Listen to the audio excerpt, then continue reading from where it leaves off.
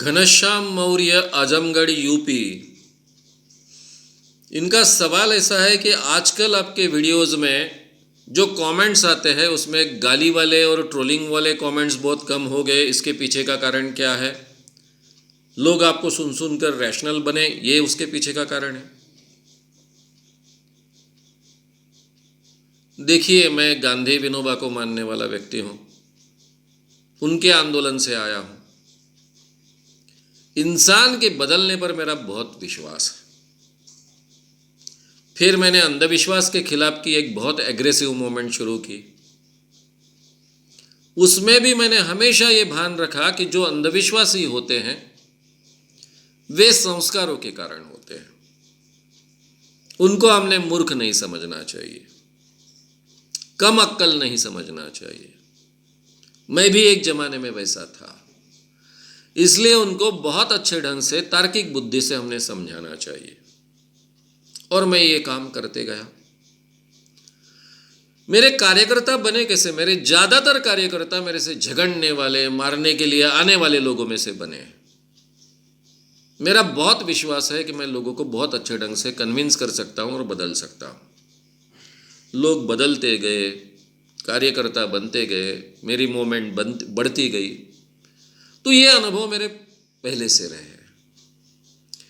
इसलिए जब मैंने YouTube पर बोलना शुरू किया, पहले भी मैं आर्टिकल्स लिखता था, भाषण देता था, क्रियाएं प्रतिक्रियाएं आती थी। शुरुआत में तारीफ कम मिलती थी, गालियाँ ज़्यादा मिलती थी। धीरे धीरे ये प्रमाण उल्टा होते गया, तारीफ ज़्यादा मिलने लग गई, गालियाँ कम आने लग गई। मैं कंटिन्यूस 15 साल तक पेपर्स में लिखता रहा हूँ। हर हफ्ते में आर्टिकल लिखता था, उसकी क्रिया प्रतिक्रियाएं आती थी।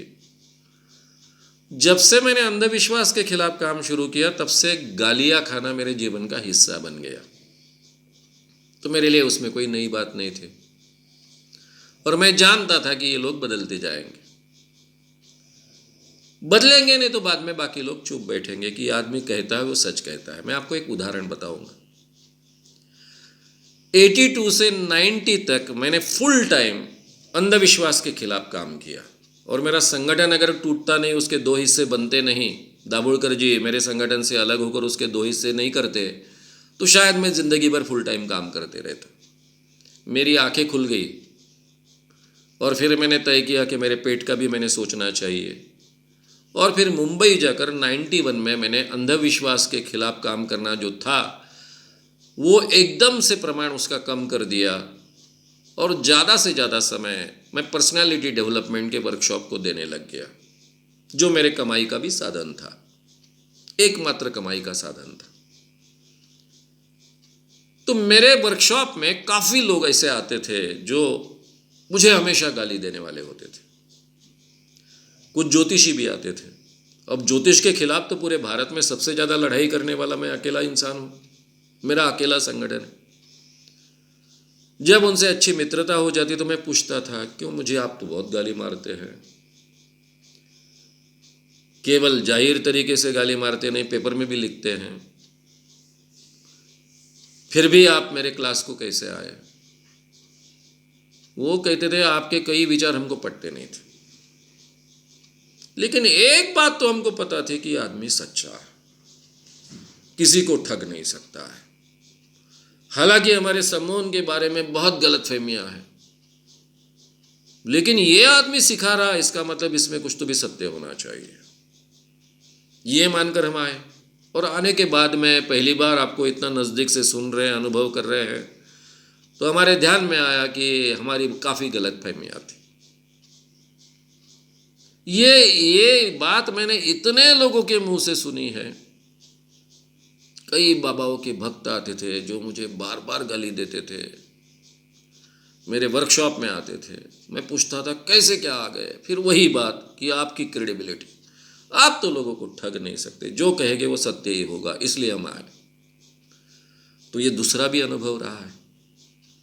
इसलिए जब YouTube पर ये वीडियोस मैंने अपलोड करने शुरू किए और उसकी क्रिया प्रतिक्रियाएं आने लग गई, गालियाँ आने लग गई, तो उसकी तो मुझे आदत थी। मैं जानता था कि ये गालियाँ देने वाले लोग अगर देखते हैं, बार बार देखते हैं, बार बार सुनते हैं, तो डेफिनेटली वो सोचने लगेंगे। और एक बार उन्होंने सोचना शुरू किया, सत्य क्या है इसको ढूंढना शुरू किया, तो मेरा काम हो गया। फिर चाहे वो मेरी बात माने ना माने, सत्य के मार्ग पर अगर वो निकल पड़े तो उनको कहीं ना कहीं मेरे साथ ही आना होगा। दूसरा मार्ग तो है नहीं, मैं जानता हूं, होता तो उस मार्ग से मैं चला जाता। इसलिए बहुत कॉन्फिडेंस के साथ में ये बातें मैं कहते आया हूं। इसका मतलब जिन लोगों ने गालियां देना कम किया है वो रैशनल बने ऐसा मैं नहीं मानता, लेकिन उन्होंने सोचना डेफिनेटली शुरू किया है। अगर वो सोचना शुरू करते हैं तो भी मैं मानता हूं कि ये मेरा काम है, ये मेरी जीत है। मैं हर एक को एक छाप वाला नहीं बनाना चाहता, मेरे भक्त नहीं बनाना चाहता। इंसान खुद सोचे, अपने बुद्धि से निर्णय ले, और वो निर्णय उसके बुद्धि का हो। यही मेरा आग्रह है, और इसी आग्रह के लिए इतने सालों से मैं कोशिश कर रहा हूं। तो उनकी गाली कम होना, इसका मतलब इतना ही है कि उन्होंने कम से कम सोचने की शुरुआत की, और एक बार उन्होंने सोचना शुरू किया तो उनको सत्य का मार्ग ढूंढने की कोशिश करने का प्रोत्साहन मिलेगा। और वो खुद होकर अगर सत्य का मार्ग ढूंढने की कोशिश करेंगे तो उन्हें मेरे साथ आना ही होगा, नहीं तो मैं उनके साथ बदल जाऊंगा, क्योंकि मैं भी तो सत्य की खोज कर रहा हूं। तो इसलिए इंसान इसी ढंग से बदलता है, मैं तो इसी ढंग से बदलते आया हूं। मैं तो सभी प्रकार के अंधविश्वास खुद में लेकर जीने वाला एक इंसान था। धीरे धीरे बदलते गया, वैसा अवसर मिलते गया, अपने आप को विकसित करने की कोशिश करते गया।